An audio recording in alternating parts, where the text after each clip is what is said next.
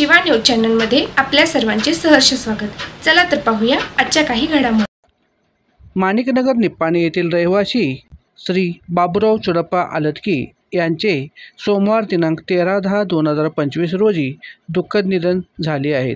त्यांचे मृतदेह त्यांनी देहदान करण्याचे संकल्प केले होते।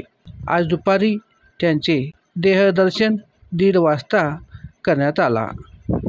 त्यांच्या पश्चात पत्नी, मुले, सुना, नातवंडे असा बराच मोठा परिवार आहे। शिवा न्यूजसाठी शिवानंद वशेदार।